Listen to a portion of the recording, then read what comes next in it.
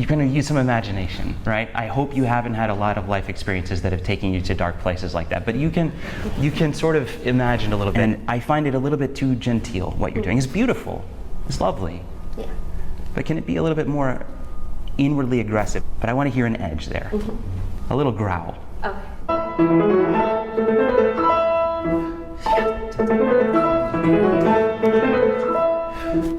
What it made me realize is, okay, I'm either being tortured, I don't think so, or I'm not hearing it at the level that she is. And I thought, okay, this is Alicia La Rocha. I'm going to assume that that's the case. So perfect meaning is not only a resolution from 5 to 1, but it's a resolution from 5 to 1 where the melody is on the tonic.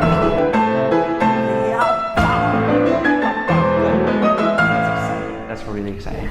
So take responsibility for every moment. It's kind of overwhelming when you think about it that. But you know what's cool? You can think of it in a different framing, which is that, wow, I have this opportunity to create an entire universe and I get to control every single moment of it. I see. Or try at least, right? And have this vision for how can it be its most perfect? How can it be its most beautiful?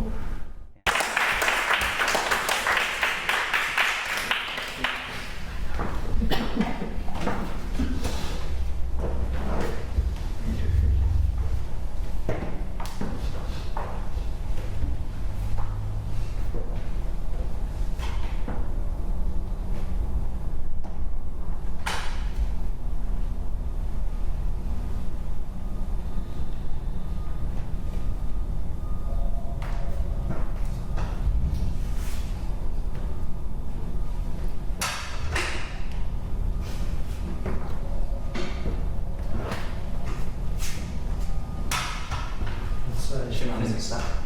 Yeah. Can I help you? Yes. Thank you. I'm not just standing up for a second. Okay. You want it down a little bit? You want to try it again? Let's see.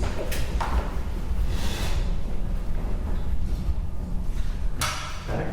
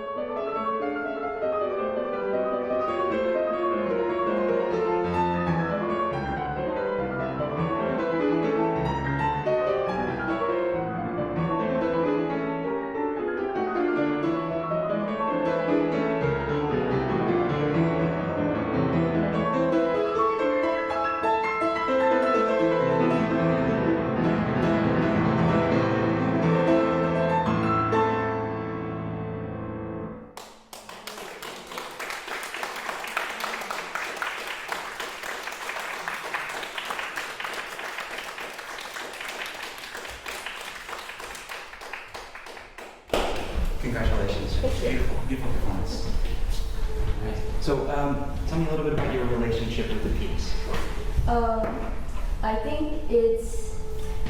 I think like pieces that have a variation, especially on a theme, is quite interesting.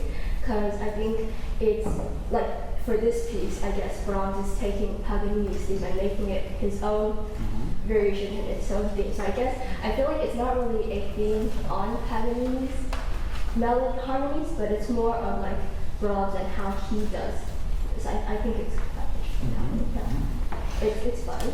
Yeah. Fun? Okay. Yes. Good. Well, you know, certainly technically, it's really wonderful what you've accomplished. Congratulations on that. You know, so many good things, so many really good, wonderful things. I'd like to go through a little bit at a time and talk about sort of small details primarily, and then maybe a few larger scale shaping ideas. Okay? Yeah. All right. Let me just hear a little bit of the beginning again, if you could.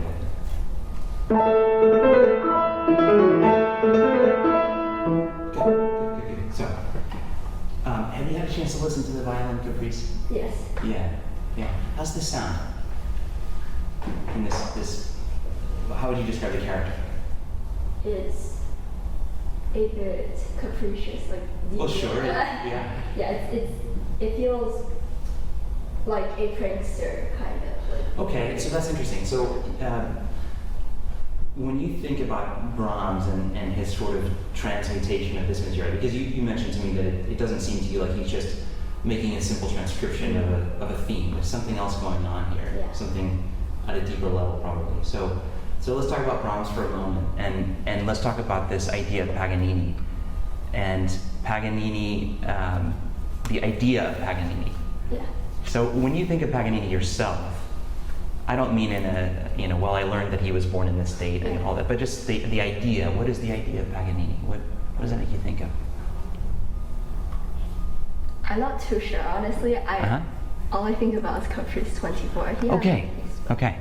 Yeah, so I'd love for you to do a little bit of exploration and think a little bit about maybe what Paganini became in terms of a symbol for people like Brahms and for composers. Paganini had this reputation, this legend, this myth around him. So yeah, there was the person, but then there's something else that happens over time. I'm going to let me ask you about another composer, just somebody else that's maybe more familiar. What about Liszt? What do you think of with Liszt when you think about Liszt, the person, the character? Anything in particular come to mind? Well, he was very, I can't say arrogant, but he was quite proud, but he knew where he stood. He was good friends with Chopin. They were like frenemies in a sense, you know, but he really respected his work.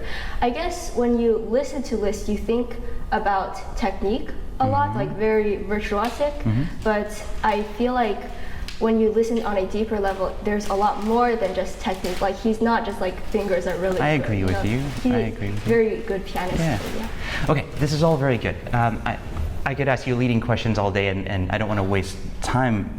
I think you've got really, really good ideas. But basically, what I'm getting at a little bit, or wanting you to think about, is this idea of Paganini as not just a person, but as an idea in other composers' minds. Yeah. And there's something you mentioned, this idea of the capriciousness and sort of, you said prankster, I think was the word you used. That's fine, but I think you can go a little darker. Yeah. I think there's something. There's this sort of demonic, kind of very intense, sort of otherworldly character that he embodied in the minds of other composers. And it's something that also it becomes a symbol of that spirit of romanticism. He's sort of the arch romantic in that way. Yeah. And so I think what you're getting at, I like your idea that you're wanting to capture more than just the theme, right? It's more than that.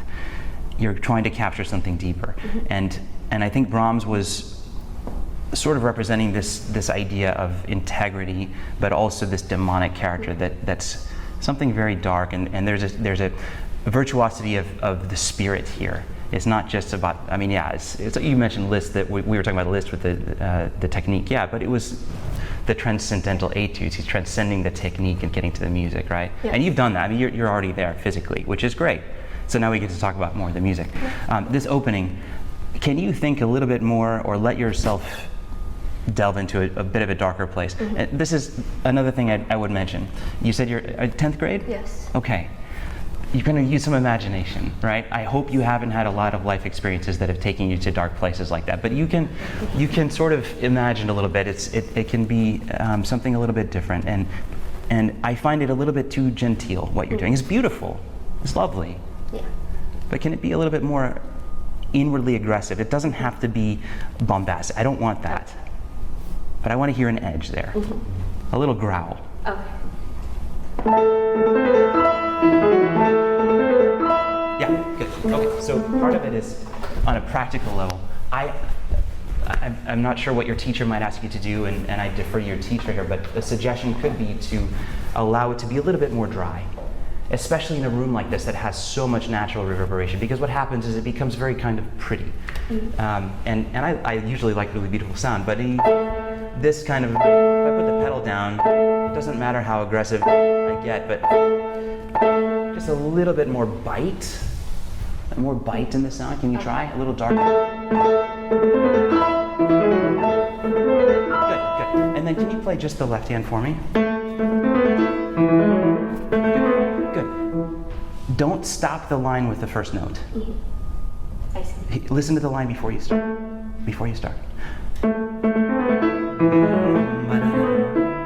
Yeah. And then there's a little bit of yam. Don't, a new beginning.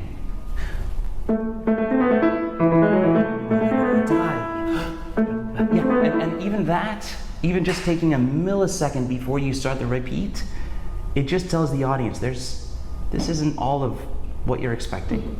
You're in control. I see. You're going to steal just a microsecond to tell them that you can.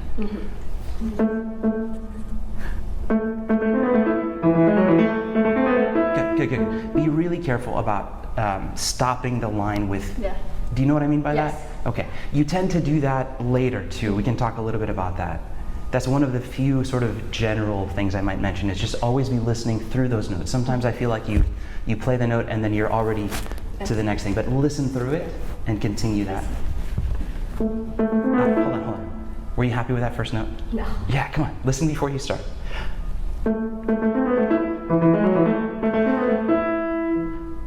Good. Right idea. The only thing was that we lost the last one. Yes. Good. Okay, let me ask you, Xinran. When you're practicing, do you try to audiate in your mind without touching the piano? Do you know what I mean? You listen? Okay. So I want you just for, take as long as you need right now. It could be 5 seconds, it could be 30, it doesn't matter.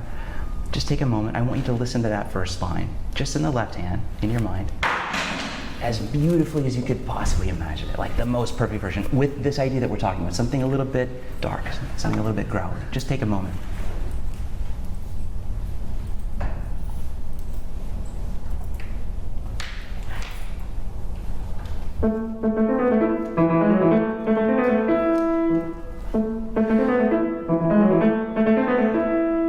Good. I'm hearing more intention here. Good. What does it add when you make this arpeggiated figure in the right hand? What does that do to the character? It gives it like it's like if you stick a knife and you Good. Yeah, it's a bite, isn't it? Yeah. It's a little growl. It's not in a low register, so it's got a little bit more of that kind of biting quality to it. It's not a growly thing, but it's sort of, right? Mm-hmm. Can you make it more bestial like that?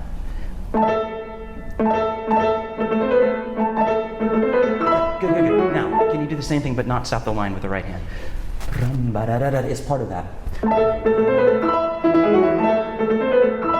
Good. Still feel the air of that rest.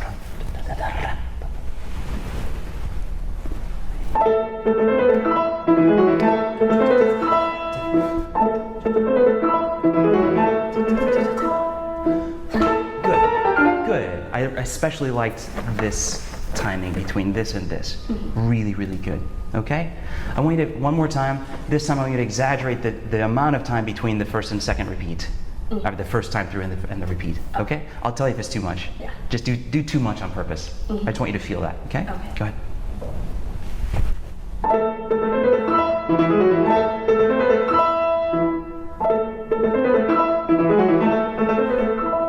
Good. I got a little distracted because I was thinking about that first note again.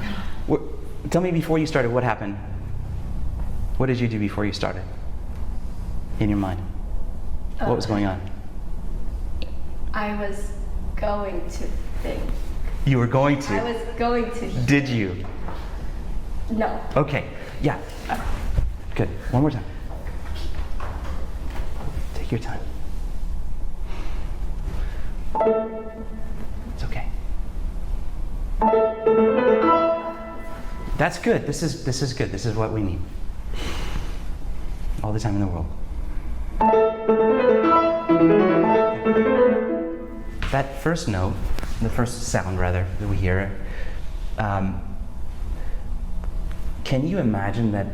Listen out there as after you play it, listen to the sound and how it will grow for just a moment. Can you let that carry you through to the next note? Yeah.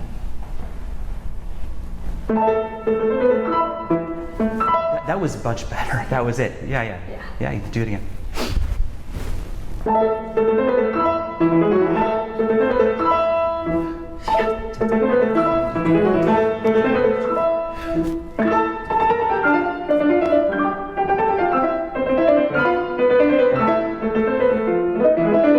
Good.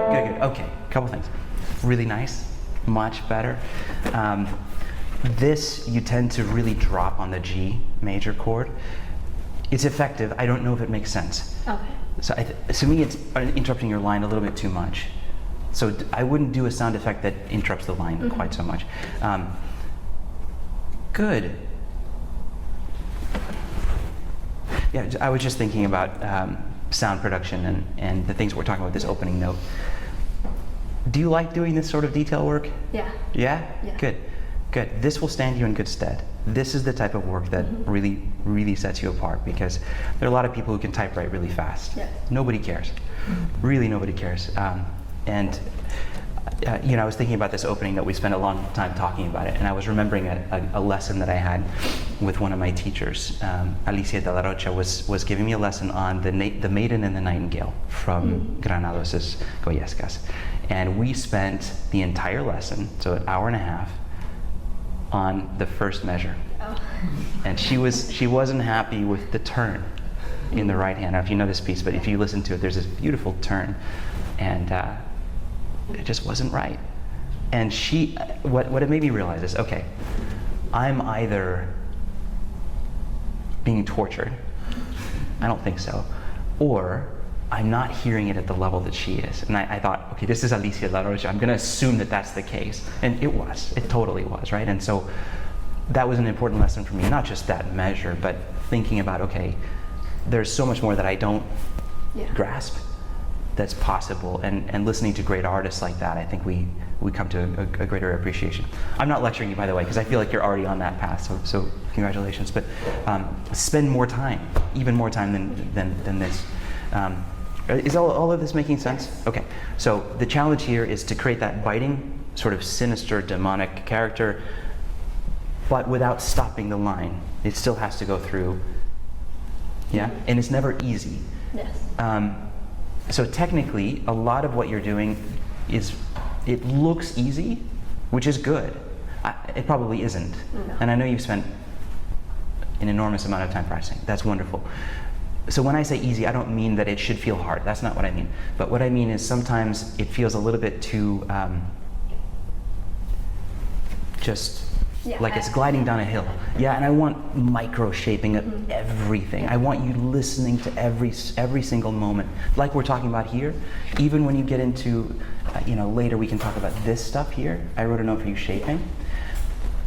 And maybe part of what this practice is going to be, we're talking about these 30-second notes that are so fast, and they're all curves, they're all little arabesques. And maybe part of your practicing can be just exaggerating that at a slow tempo. Getting way ahead of myself, okay? But let's come back here. Can you start from here and do this again? Remember where you came from. Let that propel you through. I love the shaping, but don't drop the line completely, okay? Good.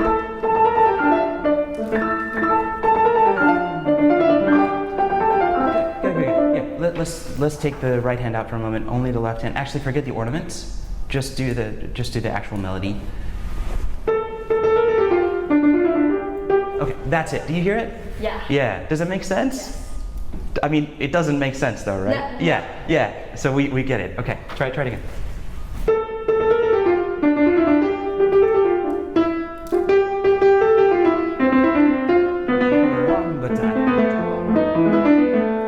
Good. Now you have this this thing is sort of yeah.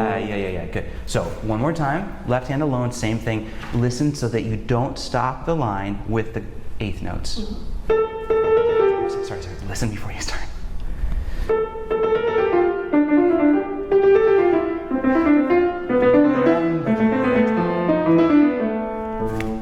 Yes. Good. Can you add everything else back in?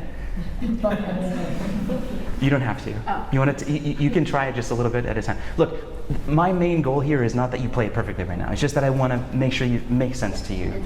Okay. Yeah. All right. So if you want to try it, great, and then we'll go on because I think you get it. Yes. So you can go and practice, but let's try it and we'll go on.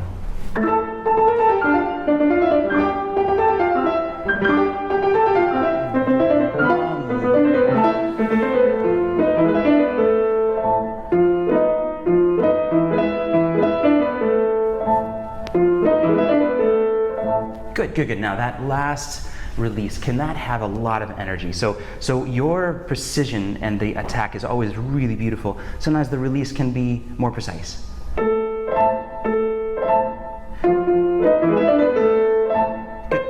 So think about where do you want the left hand to release in relationship to the right hand?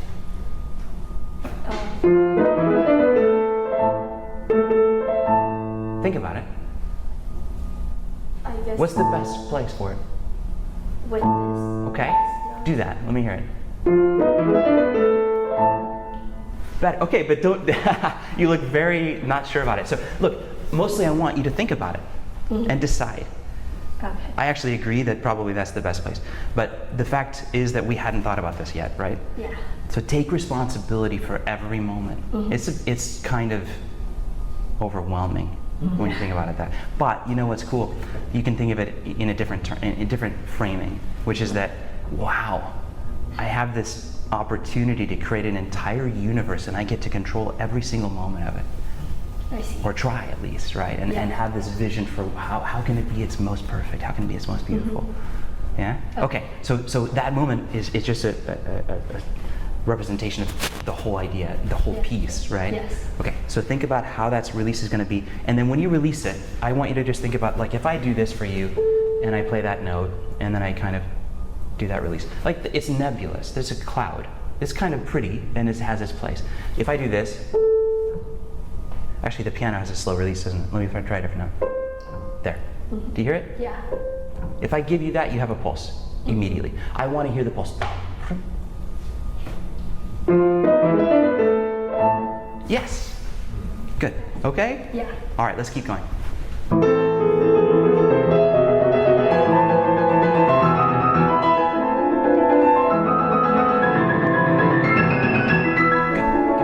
Good.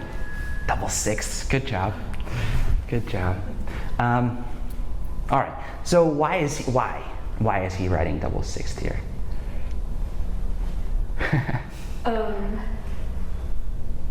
Because it's hard, and when he wrote this piece for for his students, as like technical stuff, like, and I guess this variation would be right hand double sixth, and then left hand fourths or thirds or something like that. But it's also trying to not make that sound technical in any sense. Yeah. Okay, look, yeah, good. I like the last part especially. So, yeah, I mean, it has this subtitle of a study, right? So yeah, there are technical bits in it, but I think the last bit that you said is really important, which is that it's really not about showing off, right? It's not about that. And I kind of wanted to see if you would say anything about the texture and the sound effect for the audience, and the character, and what it means musically to you. That's actually what I'm interested in. You're right. I mean, you're right. It's supposed to be. It is difficult. Brahms, I think, maybe had it in mind to show that with his sort of school, it could still be really virtuosic. There's more voices. Yes, actually, I wrote a lot about voicing in your score. You'll see. I want you to listen to this voice. I want you to hear. So yeah, we'll get there. But yeah, good. So look, you're doing really well technically. I just want you to think about character more. And what does this do? How is this different? So one thing you can actually do is literally play it without the double sixths, right? Pick a line. Maybe just try the top, and just see what the sound effect is for the audience, for you, emotionally, spiritually.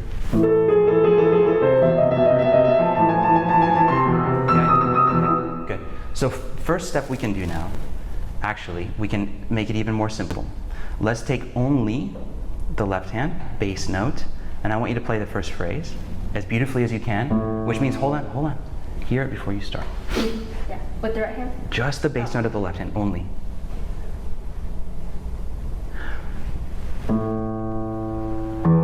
Okay, can you connect those two notes?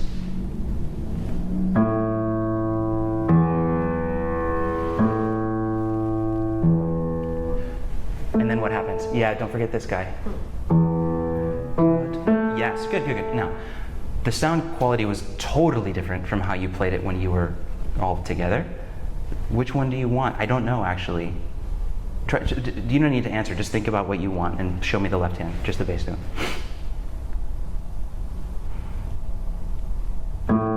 Can that be warmer?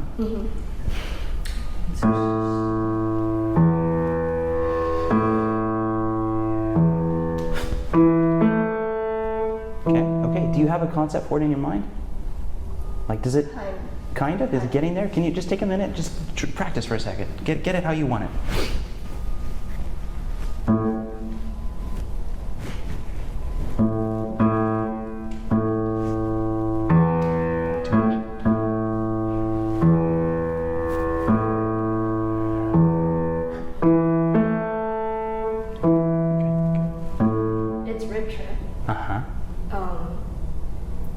It feels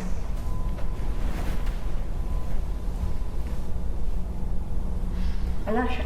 It's okay. This is good. Like maybe it feels kind of in contrast to like you have this long notes and then you have the fast ones, and you have to sort of make that interesting. Character. Yeah. Okay. Yeah. Good. So, first step we can do now, actually, we can make it even more simple. Let's take only the left hand bass note, and I want you to play the first phrase as beautifully as you can, which means hold on. Hear it before you start. Have you listened to other Brahms? I mean, besides, what else do you? Intermezzos. Brahms second concerto. Good. Yeah. Good. Just kind of. So you mentioned the concertos. Good. Yeah. What about other besides piano? No. Okay, do some listening, right? He was such an orchestral composer. I mean, this absolutely is symphonic writing. It's or later on maybe string quartet, right? I mean, it's really fascinating, and we're going to hear some Mozart later, so we'll get to talk about some other ideas with vocal quality and all that. But here, I really want you thinking texture, contrasting qualities of sound. And that's part of what makes this so difficult, right?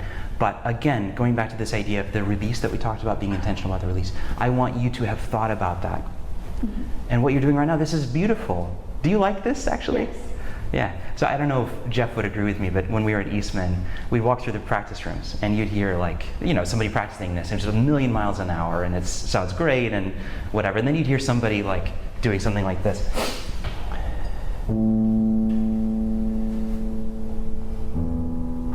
No. And it's usually those are the DMA students, right? Those are the doctoral students that have the other stuff is, it's a given. I think for you, it's already kind of there. So enjoy this. Okay. Yeah. Good. Okay, look. We can take this in layers. So let me hear the top of the left hand. Without the bass, just the top of the left hand. Okay, do you know what I'm going to tell you before you? Hear it before. Yeah.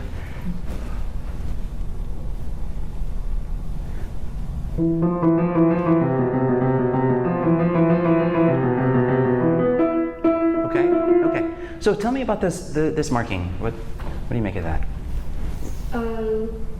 Well, for example, I guess it's in relation to the notes before and after it, so it doesn't have to be super loud. It doesn't have to come out a lot, as long as it's emphasizing the notes, but it doesn't have to be with volume. Okay, so you're thinking more of an agogic accent? Is that what you're thinking, or? Kind of. I guess you could also use volume. I'm just curious what you. The notes. Okay. So still emphasize. Let me hear it. I want to hear what you. Good. Hear it before you start.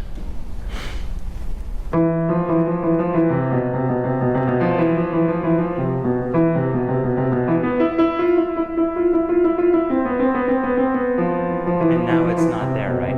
Yeah. So that's important. This contrast between these first 4 bars where it is there and then where it's not. I liked almost all of it until here. We lost the line. Yeah. Can you try it one more time?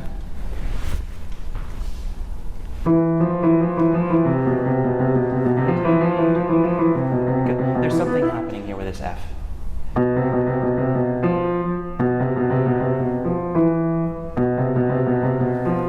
Good. Do. So, yeah. Can you sing it? I would, but I'm kind of. Oh, that's okay. Just hum it, or in your head. It's fine in your head. But I want you to just take a moment and see if you can feel that interval.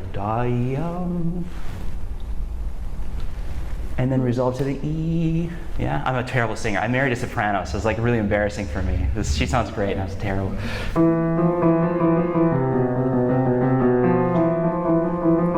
Good. Okay. So do you feel that connection? Yes. Good. All right. Let's try the whole left hand together. Actually, let's have fun.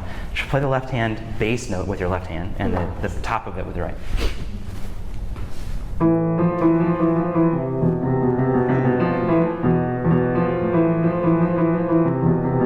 Good. Okay. Have you studied any music theory? Have you done any theory yet? Yeah. Did you do any part writing?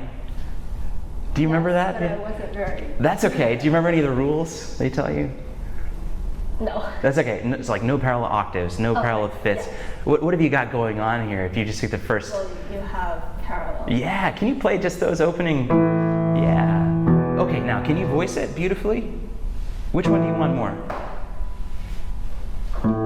Yeah. Okay. Fine. Hear it.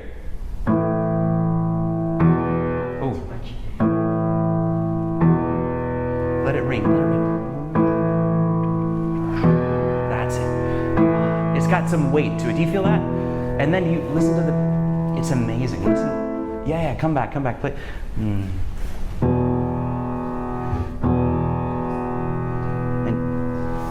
hear the harmonics way up high. It's pretty beautiful, actually. Yes. Okay. That second one, you kind of too much, right?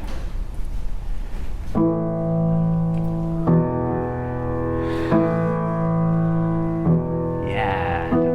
Good, good, good, good. That's lovely. Can you add in all of the other notes in the left hand? The line. Hear the connection. I lost the connection there. Yeah. Good, good, good, good. I never want you to stop feeling that. That's important. Sorry, I'm tapping the microphone. Sorry, guys. Right. All right. Let's move to the right hand. Can you do just the alto?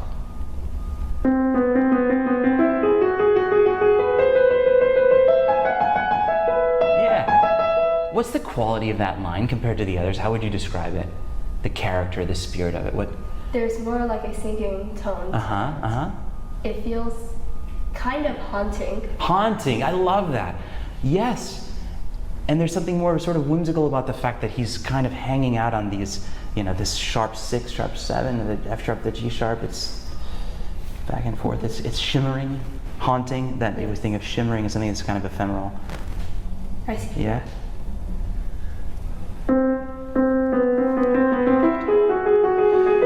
Feel it rising. Good, good, good. And can you go ya da da da da da bottom? Yes, 2 note slurs, right? At least the last one. Ya da da da da bottom. Not so much. Sorry, not so much. Yeah, it's just a bow break. Ya da bottom, basically. That's it. That's it. That's it. Good. Good. And now we're talking about this new register, right? We haven't been there before. What's the quality like up there?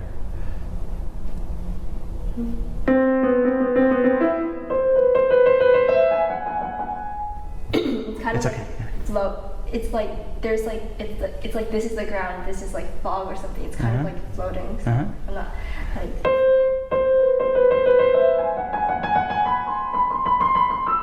It's kind of wispy. Wispy. It can be, and that's okay. I think you could go wispy, or you could go kind of a little bit more aggressive at the top. But do something, right? Make it intentional and allow the register to help amplify the character that you want there.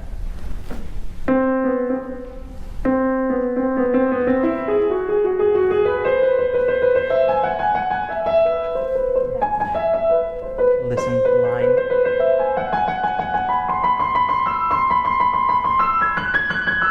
Good, Xinran. It's a lot of really good moments.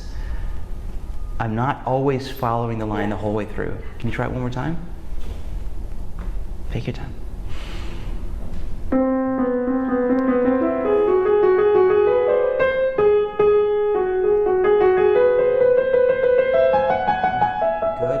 Not too pretty. That's it. This is really nice. The beginning was a little too pretty, kind of Debussy sort of. Actually, I don't like saying that because Debussy isn't always like that. Yeah. Good. Okay, look, we're talking about character, we're talking about sound quality, we're talking about the line, the connection, the integrity of the line. So if we say integrity of the line, that's what I mean is keep it. Always there's this constant thread, we can't break it. Singers, right, they have to breathe. They know that if they take that breath in the middle of that line, right, they lose that concentration. When they're producing sound, we can sort of get away with this, right? And I can talk to you and not really think about that. If you're most other instruments, you have to produce the sound while you're doing it. So when you're playing that 16th note, even though it's about to move, listen through it. Yeah, good. All right, let's try just the soprano. Before you start thinking, listen.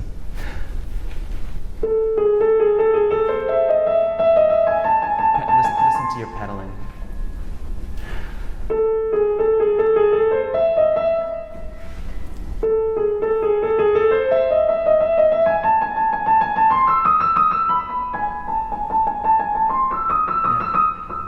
Yeah. That's it. Good. you know, when he gives you these indications, these accents, I think that's really, he's going for that shape. Good. You heard it. I didn't even have to tell you. I just kind of gave you a look and you knew. Good job. Okay, so that's great. Now the trick is like doing all of that at the same time, right? Okay. Tell you what, do you mind giving it a shot? Okay. I know it's probably premature, right? Because probably what you would do at home is practice that until you're comfortable with each layer, put them together one layer at a time. Do you mind just giving it through and then we'll come back later?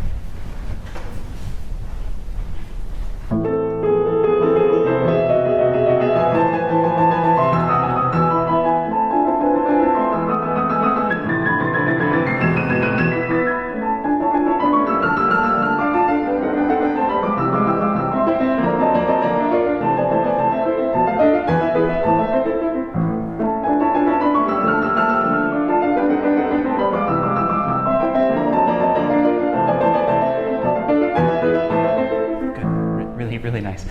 We didn't talk about the double thirds in the left hand. You're doing beautifully. Can we look at this section one more time with an eye towards really thinking about these indications? What do you make of those? I don't think they have to be crescendo, like hairpins, like timing. Timing. Yeah. Fine. Good. So just let me hear it one more time and really show me all of that.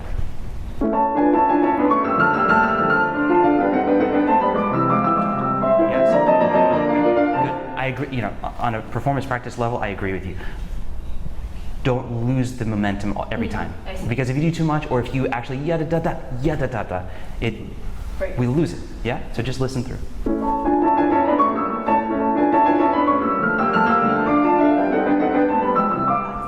Yeah.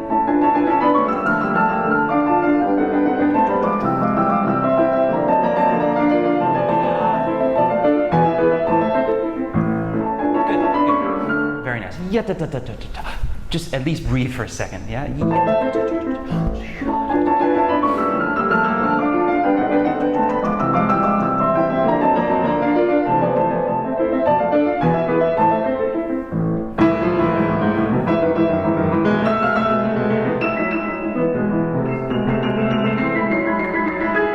Good, sorry, wow, sorry, Jeff. So you said 7? Okay.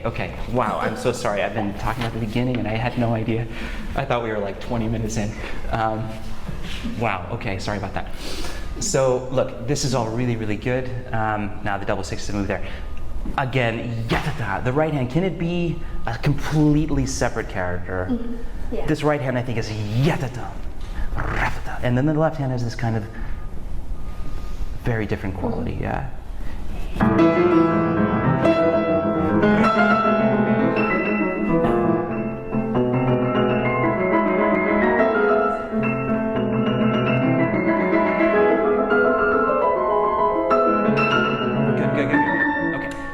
Good. I wish we had like 3 hours. We're losing yamba. Yeah. Just listen through. So I'm just going to pause for a second. So I don't know how many pianists we have in the room who already know this piece, but just for anybody who's not a pianist or doesn't know this piece, she's currently playing octaves with a filled in third in the right hand and double sixth in the left hand and making it sound beautiful. Well done. Yeah. Look, let's jump over here for a moment. This I wrote for you a note, long line. This is a place where I'm sensing really lovely shaping on a very tiny level for each measure, but I need to feel the long line. So maybe can you start somewhere that makes sense to you and just go through that page? I think this one.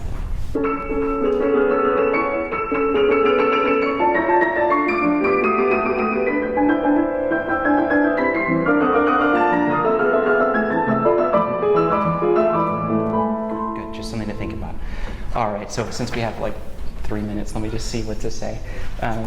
This is all really, really lovely.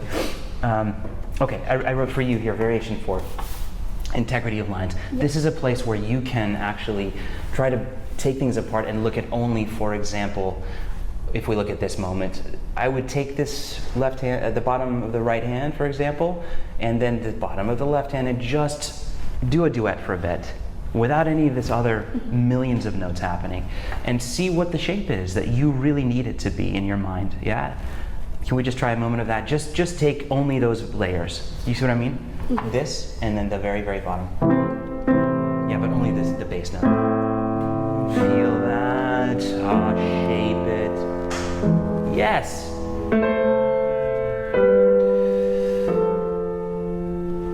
Good. Okay, that sort of practice here throughout this whole section will be good for you. Okay. Okay, this is another place. Remember I mentioned not stopping the line? You tend to do it the last eighth note of each of these groups. Does that make sense to you? So you got it immediately when we talked about it before. So just be aware of it, okay? And that's really related to just listening through the lines. Okay, this one, I love this one. I mean, it's just great, isn't it? But shape it. Da da ya pa pum.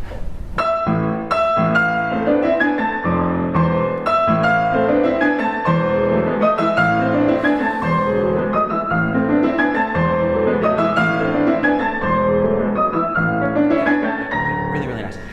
Can you come into it from this one actually? And can you see if this can build? This can build to that. I see.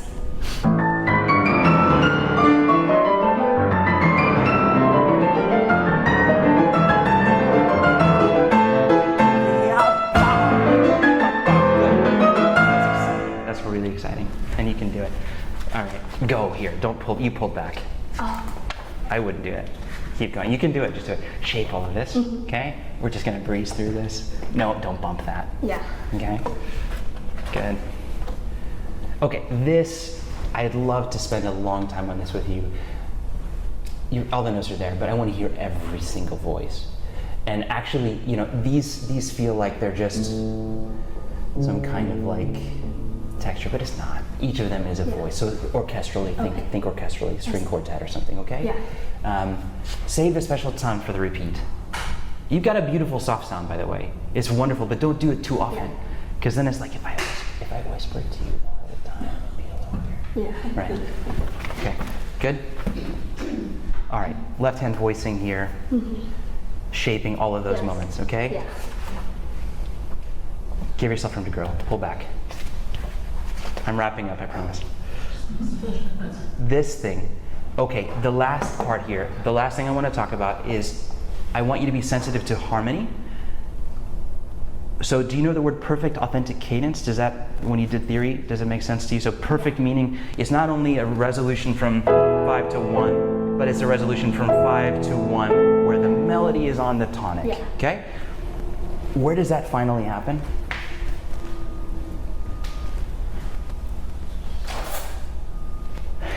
At the very, very end, right?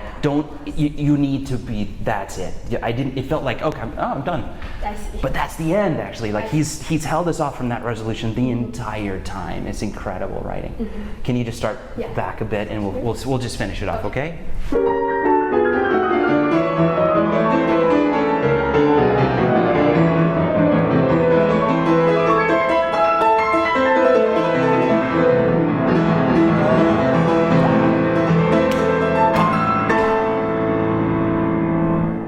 And that release has so much energy, right? Yeah. Good.